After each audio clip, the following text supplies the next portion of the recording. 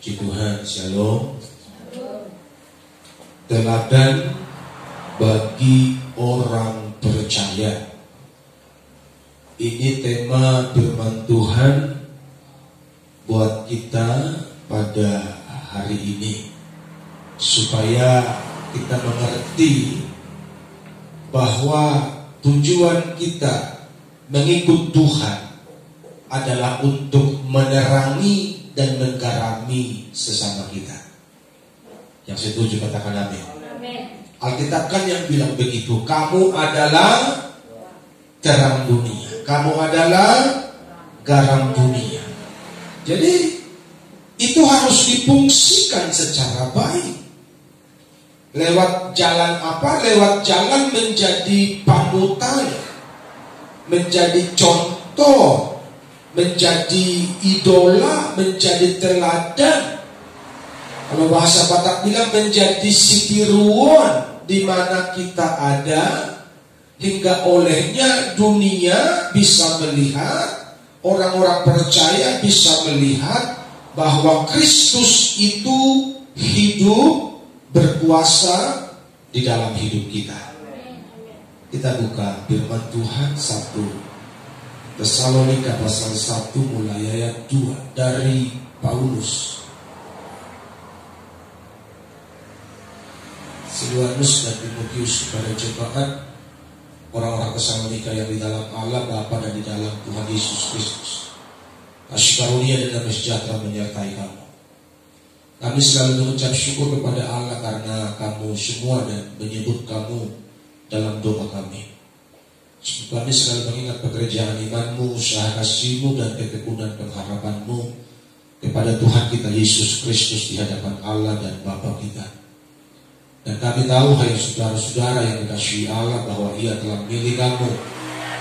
Sebab Injil yang kami beritakan bukan disampaikan kepada kamu dengan kata-kata saja, tetapi juga dengan kekuatan oleh Roh Kudus dan dengan suatu kepastian yang kokoh. Memang kamu tahu bagaimana kami bekerja di antara kamu oleh karena kamu. Dan kamu telah menjadi penurut kami dan penurut Tuhan. Dalam penindasan yang berat, kamu telah menerima firman itu dengan sukacita yang dikerjakan oleh Roh Kudus. Sehingga kamu telah menjadi teladan untuk semua orang yang percaya di wilayah Makedonia dan Akaya. Karena dari antara kamu firman Tuhan bergema bukan hanya di Makedonia dan Akaya saja, tapi di semua tempat telah tersiar kabar tentang imanmu kepada Allah, sehingga kami tidak usah mengatakan apa-apa tentang hal itu. Sebab mereka sendiri bercerita tentang kami, bagaimana kamu sambut dan bagaimana kamu berbalik dari berhala-berhala kepada Allah untuk melayani Allah yang hidup dan yang benar. Sampai di situ membaca firman Tuhan. Yang berbahagia adalah mereka yang mendengar firman Tuhan dan melakukannya dalam kehidupan mereka hari lepas hari. Tadi inti dari tema yang saya bagi kepada saudara dalam ayat 7 kan dikatakan supaya kamu menjadi teladan bagi semua orang percaya yang ada di Makedonia dan di tempat-tempat lain. Jadi bagaimana caranya supaya kita bisa menjadi teladan? Karena saya mau katakan kepada saudara, kalau kita mau disuruh jujur, manusia kalau mau disuruh jujur yang sudah lahir dengan tabiat dosa, sesungguhnya manusia itu lebih mudah berbuat jahat daripada berbuat baik. Berbuat jahat tidak perlu diajari. Anak umur 2 tahun saja dia sudah tahu berbuat jahat, tidak perlu diajari. Tapi kalau untuk berbuat baik, sepertinya khotbah tiap minggu pun tidak mampan buat jemaat. Tapi di sini tidak ada begitu ya. Kalau di sini khotbah sekali pun masih mempan. Mempan apa tidak ya? Haleluya. Bagaimana supaya kita bisa menjadi teladan? Yang pertama, siap dibentuk. Dan kamu telah menjadi penurut kami dan penurut Tuhan. Dalam penindasan yang berat, kamu telah menerima firman itu dengan sukacita yang dikerjakan oleh Roh Kudus. Ada kata-kata dalam penindasan yang berat. Jadi seseorang yang tidak mengalami pembentukan Tuhan, dia akan menjadi pura-pura baik. atau dia akan menjadi apa pun namanya, pencitraan. Saudara tahu pencitraan? Dia melakukan satu kebaikan, dia mau menolong orang, dia setting dulu, dia undang dulu awak media, baru disuruh dipiralkan bahwa dia sedang membantu, sedang menolong, supaya seluruh jagat raya tahu bahwa dia orang baik, padahal hatinya sebenarnya pencitraan karena mau mencalon misalnya. Begitu, itu model pencitraan. Kenapa orang berbuat seperti itu? Tentu karena ada maunya, karena ada tujuannya, karena ada keinginannya. Sekarang bagaimana caranya supaya kita berbuat dengan tulus? Bagaimana caranya supaya kita berbuat tanpa pamrih? Bagaimana caranya supaya firman Tuhan digenapi dalam hidup kita? Tangan kanan memberi, tangan kiri tidak boleh tahu. Artinya tidak perlu dikasih tahu sama orang, tidak perlu diomongi, tidak perlu digemborkan bahwa sudah orang baik. Bagaimana caranya supaya kau bisa menjadi pribadi yang humble seperti itu? Engkau harus dibentuk oleh Tuhan. Haleluya. Kenapa harus menjadi pemerintah? Untuk merendahkan hatimu, supaya sombongmu jangan keluar ketika orang memuji engkau. Haleluya. Kenapa orang banyak maut? Kenapa orang banyak hancur? Ketika dia sudah berhasil, dia menjadi kaya, baik orang sekuler, baik pendeta kaya, pendeta top. Ketika banyak orang di sekitarnya yang selalu memuji dia tanpa ada yang mengkritik, lambat laun dia menjadi jauh dari Tuhan dan jauh. Makanya Alkitab bilang lebih baik teguran yang nyata-nyata daripada kasih yang tersembunyi. Haleluya. Kenapa? Karena teguran, pembentukan itu mengikis ego kita, mengikis kedagingan kita, mengikis kesombongan kita, sehingga tergenapi firman Tuhan yang dikatakan oleh Rasul Yohanes, tetapi dia harus semakin besar dan aku harus semakin kecil. Amen. Itu hanya bisa terjadi lewat pembentukan Tuhan. Yang setuju katakan amin. Kalau engkau tidak dibentuk, kau bilang begini, aku akan makin besar, yang lain akan makin kecil, termasuk Tuhan. Karena bahkan kita menjadi pribadi yang naik, berhasil, sukses, kita bukan begini, ini kan karena aku. Ini karena aku sekolah, karena aku mati-matian bekerja. Kita melupakan Tuhan yang memberi kita kesehatan. Kenapa orang bisa begitu? Karena tidak rela dan tidak siap dibentuk oleh Tuhan. Pertanyaan saya buat kita, orang percaya hari ini, anak Tuhan hari ini, engkau perlu tahu, engkau perlu mengerti, engkau perlu sadar. Bisakah orang yang tidak dibentuk berdiri di mimbar dan melayani? Bisakah orang yang tidak siap dibentuk bersaksi? Bisakah orang yang tidak siap dibentuk berdoa menyembuhkan orang sakit? Apapun bisa dilakukan selagi engkau sebut nama Yesus yang berkuasa itu, maka mujizat terjadi. Haleluya. Itu dahsyatnya nama Tuhan. Tapi pribadimu, engkau akan menjadi seperti calo yang tertinggal. Engkau sudah ikut ke surga. Matius 7 berkata, bukan setiap orang yang berseru Tuhan, Tuhan akan masuk dalam kerajaan surga pada hari terakhir. Bukan aku telah menyembuhkan. Siapa itu? Pendeta, hamba Tuhan yang melayani. Bukankah aku telah bernubuat? Siapa itu? Bukan orang awam yang sekali kebaktian setahun, tak mungkin dia bisa bernubuat sering. Tapi yang namanya orang yang bernubuat itu adalah orang yang hubungannya dekat dengan Tuhan. Tapi Tuhan bilang, bukan kenal lu. Kenapa? Karena gak siap dibentuk Tuhan. Egonya besar, kesombongannya besar, merasa sok rohani, merasa terbaik dari orang lain, sehingga Tuhan tidak membuahkan. Haleluya. Saya kasih tahu sama saudara, zaman akhir ini apapun bisa dibuat orang, apapun, kecuali ke surga. Hanya itu yang belum bisa dibeli sama orang sampai hari ini. Haleluya. Tiketnya belum bisa dibeli pakai uang, kecuali engkau percaya, bertobat sungguh-sungguh, baru engkau dapat tiket dari Tuhan. Yang lain, semua sedang diupayakan. Itu perkembangan zaman, jangan sekarang. Dulu pun sudah pernah dibuat oleh bangsa, bukan bangsa Israel disebut, oleh anak-anak Tuhan yang Tuhan ciptakan. Pada Kejadian pasal 1, mereka sudah mau mendirikan menara Babel sampai ke langit. Dulu aja belum ada teknologi, sudah mereka mau buat seperti itu. Ada sekarang, ya kan? Apapun bisa dibuat orang sekarang. Tapi untuk sampai ke surga, tidak ada jalan lain kecuali engkau bertobat sungguh-sungguh, terima Yesus sungguh-sungguh, menjalani firman Tuhan setiap hari dalam sungguh-sungguh, itu tiket ke surga. Haleluya. Jadi bukan karena melayaninya, bukan karena aktivisnya, itu enggak jaminan. Engkau harus melayani, tapi bukan karena engkau melayani, engkau ke surga. Saudara setuju gak? Engkau harus melayani, tapi engkau harus hidup dalam kebenaran. Karena banyak orang melayani gak hidup dalam kebenaran, hidup suka-suka seenaknya. Haleluya. Yang penting di gereja pakai jas, pakai jubah. Mau di luar sana kan nggak tahu orang itu gimana hidupku. Orang nggak tahu hidupmu gimana, tapi Tuhan kan tahu hidupmu. Betul nggak? Orang boleh nggak tahu gimana hidupmu, tapi Tuhan tahu. Haleluya. Makanya kalau engkau sudah bicara firman Tuhan, hidupilah firman itu. Supaya kau gak dicap orang sebagai orang munafik, orang Farisi, orang ahli Taurat. Haleluya.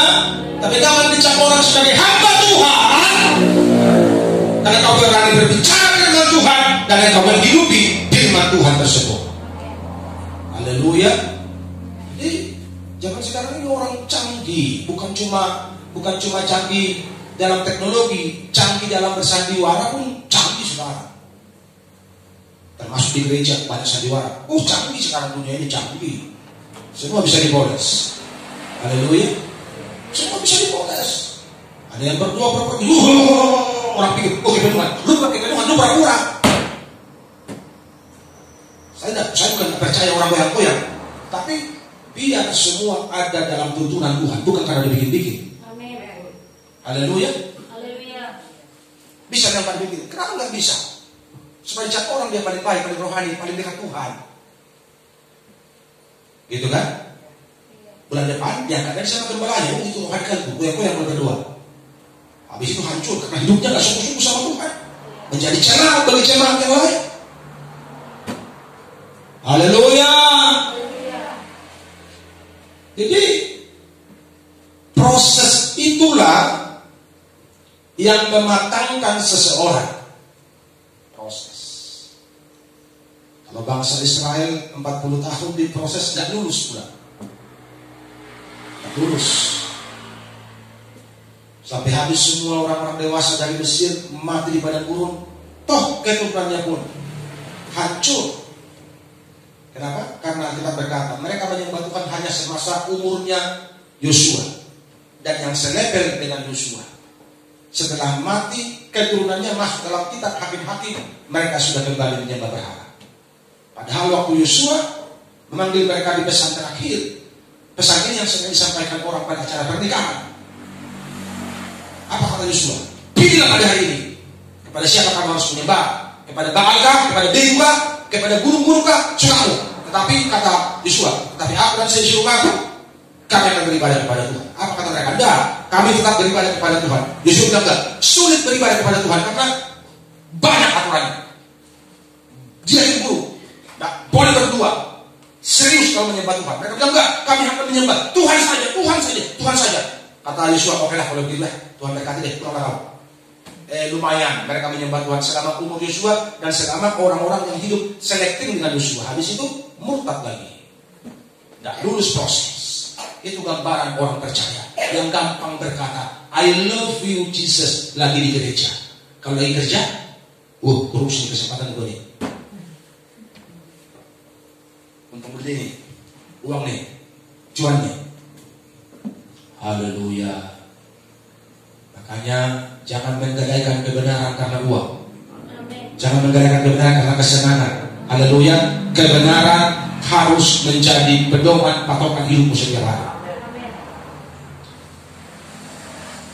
Proses itu memetakkan seseorang sehingga kasih yang tulus itu muncul. Bertumbuhlah kasih yang tulus itu. Tidak ada lagi kepentingan pribadi. Tidak ada lagi pengen dipuji, pengen disanjung, pengen dihormati. Tidak ada lagi rasa tersinggung, sakit hati. Karena sudah diproses. Haleluya. Jadi kalau ada jemaat yang gampang tersinggung, lu lagi tidak mau diproses sama Tuhan. Kalau ada yang gampang ngambek, tandanya lu udah siap diproses itu, tegak tengkuk. Di gereja GBK Siamunia keras sekali. Pindah aku, lu pindah ke ujung dunia pun, lu akan dibentuk Tuhan. Kalau engkau mau, dan kalau engkau mau ya matilah kau masuk neraka. Itulah masalah. Dimanapun, mau gereja dimanapun engkau mau tinggal dimanapun engkau tetap akan dibentuk selagi engkau hidup. Kalau engkau mau, nggak mau engkau harus terus mengelak. Terus mengelak. Nanti kau pindah gereja, di sini pun nggak enak kali nih. Pindah lagi kau, sampai mati. Bingung nanti pendeta mana yang menghargai kau. Karena 10-20 gereja sudah kau jalani. Tapi biasanya sih yang bingung begini orang kaya biasanya yang bingung. Kalau orang miskin mah menjauh pendetanya yang 19, pendeta yang ke-20 yang kena getahnya. Padahal 2 minggu dia lewat dia di situ langsung mati kan. Belum sempat mendaftar, udah mati udahlah, akulah. Tapi misalnya kalau orang kaya enggak, berebut dia, akulah yang gandai. Haleluya. Itulah manusia kan. Makanya jangan bikin masalah, jangan bikin sensasi. Haleluya. Bukan kurang sakti kebenaran Tuhan di sini. Asal engkau rela, engkau akan disempurnakan di sini. Haleluya. Jadi kasih yang tulus itu akan timbul. Mengasihi Tuhan dengan tulus, mengasihi sama dengan tulus, gak nego-nego lagi, gak punya etikat yang jelek lagi, pokoknya tulus hatinya. Kenapa? Karena sudah diproses. Dan keteladanan itu pun akan muncul.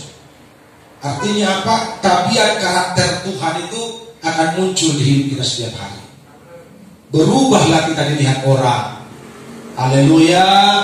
Berubahlah kita dilihat orang. Bukan karena kita pura-pura baik, bukan. Tapi memang perubahan itu dari dalam, yang dikerjakan oleh Roh Kudus. Karena kita mau memberi hidup kita dibentuk sama Tuhan. Haleluya. Dan hidup itu hasilnya itu. Lewat proses itulah kepalsuan kita dihancurkan. Amin. Jadi kalau ada orang yang kasihnya palsu, itu tandanya dia belum selesai dibentuk sama Tuhan. Mungkin dia juga lari dari pembentukan Tuhan. Makanya umat Tuhan, jangan lari ketika dibentuk Tuhan. Ikuti saja. Ku mau ikuti kehendak-Mu Tuhan, dan tak mau lagi kompromi dengan dunia. Ku mau belajar menyenangkan-Mu Tuhan, selagi ku diberi kesempatan. Hanya orang-orang yang telah lulus pembentukan bisa menyenangkan Tuhan. Kalau belum, kita hanya sekedar menyanyi, kita hanya sekedar kebaktian, kita hanya sekedar memberi persembahan, tapi Tuhan tutup mata dan tidak menyendengkan telinganya kepada seruan kita. Karena apa? Karena kita masih mentah, masih manusia duniawi, karena kita belum selesai diperbaiki, belum selesai masuk bengkel rohani, belum selesai diproses oleh kebenaran. Tapi kalau sudah selesai dibentuk seperti bencana itu, dia akan bernilai. Kalau nggak dibentuk, nggak ada nilainya. Tanah merah itu nggak ada nilainya. Tapi begitu selesai dibentuk menjadi bencana, dia menjadi indah dan mahal. Haleluya. Jadi, ku mau belajar menyenangkan-Mu Tuhan, Selagi ku diberi kesempatan, beri dirimu diproses dibentuk sama Tuhan, baru engkau bisa menyenangkan Tuhan. Menyenangkanmu, senangkanmu. Bisakah manusia daging menyenangkan Tuhan? Tidak. Bisakah manusia yang kompromi dengan dosa menyenangkan Tuhan? Tidak. Bisakah manusia yang siang malam ibadah Tuhan menyenangkan Tuhan? Tidak. Haleluya. Hanya orang-orang yang telah selesai dengan masa lalunya,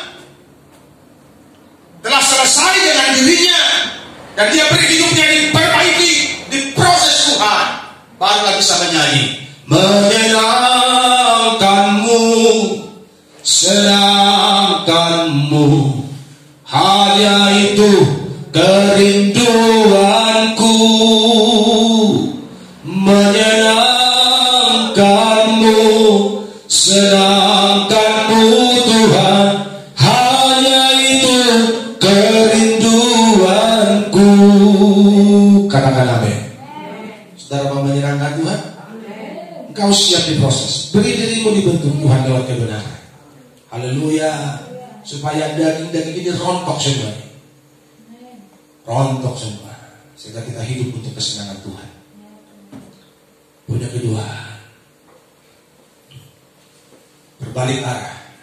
Ayat 9, sebab mereka sendiri bercerita, orang-orang lain bercerita tentang dirimu, tentang diriku. Bagaimana kamu sambut, bagaimana kamu berbalik dari berhala-berhala kepada Allah untuk melayani Allah yang hidup dan yang benar.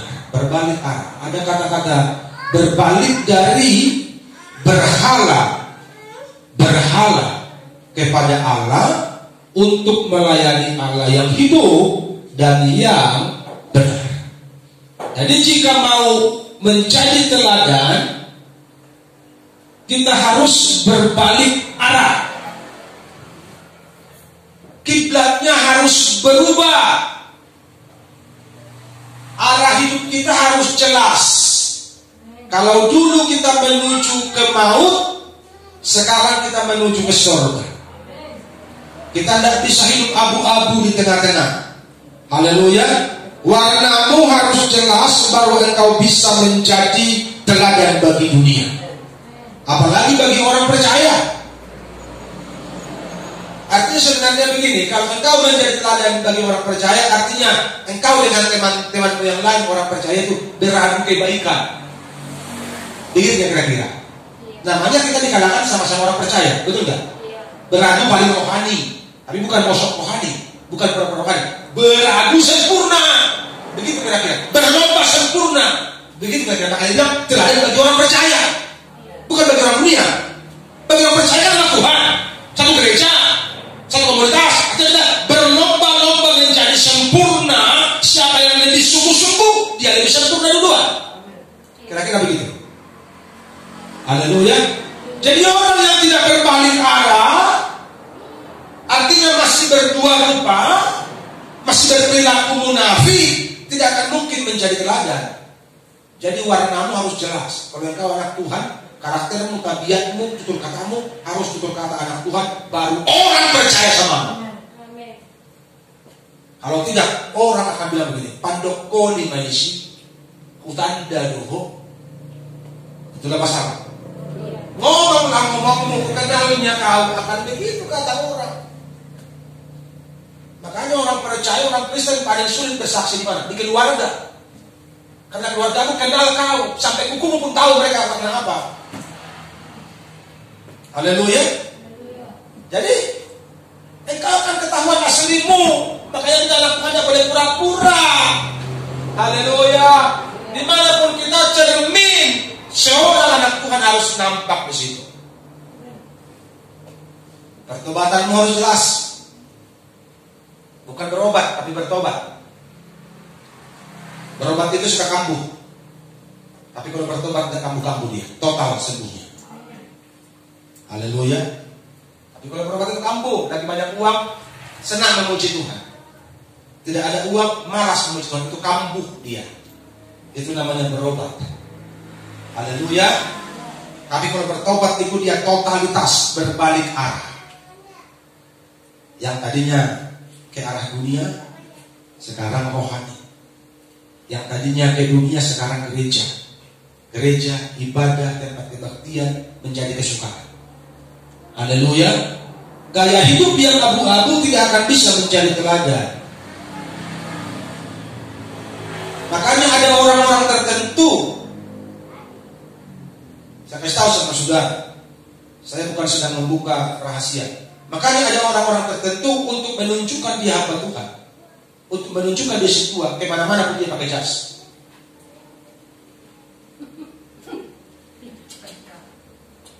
Ada gereja tertentu untuk menunjukkan dia, saya nggak perlu sebut jabatan di gereja, untuk menunjukkan dia sebagai pelayan di gereja itu. Ke pasar pun dia, ke pasar.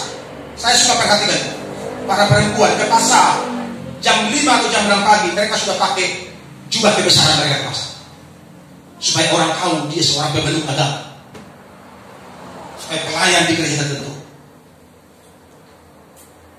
Bukan pakaianmu, bukan jubahmu cermin hidup anak Tuhan, tapi karaktermu.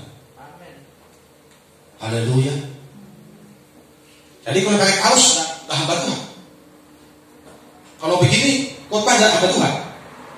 Mari berlomba kebaikan, bukan berlomba pakaian mahal. Haleluya. Berlomba sempurna, bukan berlomba jubah paling panjang. Memang hantu pakai jubah panjang. Kan gitu kan, kalau gambar-gambar film-film itu kan hantu apa itu? Kuntilanak itu kan pakai jubah putih panjang ya? Pakai jubah putih panjang ya? Bukan itu perlombaan kita berlomba sempurnanya. Haleluya. Soal pakaian, yang penting sopan. Itu yang kata firman Tuhan kan? Yang penting sopan. Ini kemana-mana pakai jas. Saya suka perhatikan, saya suka ketawa. Kebaktian komsel pakai jas. Asal Anda setua, asal Anda berhangit. Kebaktian komsel yang pernah pakai jas. Bukan jasmu yang menentukan Tuhan hadir di ibadahmu, bukan. Tapi sikap hatimu yang tulus menyembah Tuhan, baru Tuhan hadir. Haleluya. Jadi mari jelaskan hidupmu hari ini. Kalau engkau mau hadir, jelaskan saja dengan perbuatanmu yang benar. Tidak usah neko-neko. Haleluya. Pastikan arah hidupmu surga. Karena kalau arah hidup kita surga, kita akan serius menata hidup kita. Karena orang yang sembarangan tidak ada di surga. Orang yang duniawi tidak ada di surga. Orang yang munafik tidak ada di surga. Hanya orang-orang yang serius membenahi hidupnya, serius berjalan dalam firman, dalam terang firman Tuhan, itulah yang sampai di surga. Haleluya. Jadi mari kita pastikan hidup kita menuju ke surga hari ini, sehingga kita nggak neko-neko lagi hidup. Ini pas sembrono, nggak sembarangan. Beda di mulut, beda di perlakuan. Tapi itu anak Tuhan. Apa yang kau katakan, lakukan lebih baik. Haleluya. Jadi pastikan yang ilmu surga, bukan yang lain. Maka engkau akan menjadi teladan di sekitar. Kalau sudah baik-baik, hidup benar, sungguh-sungguh cinta Tuhan, otomatis jadi teladan. Itu nggak masalah. Otomatis jadi seluruh. Jadi panutan, jadi idola. Kenapa? Karena hidupnya serius. Dia tidak neko-neko lagi, tidak kompromi lagi. Kenapa? Karena surga tujuannya. Karena orang yang mengingini surga. Karena orang yang mengingini surga, dia serius dengan hidupnya. Kalau kau pengen ke surga, seriuslah dengan hidupmu. Jangan manjakan hidupmu. Jangan bawa hidupmu ke jalan dosa. Jangan bawa hidupmu ke jalan kebencian. Jangan bawa hidupmu ke jalan perselingkuhan. Tapi bawalah hidupmu ke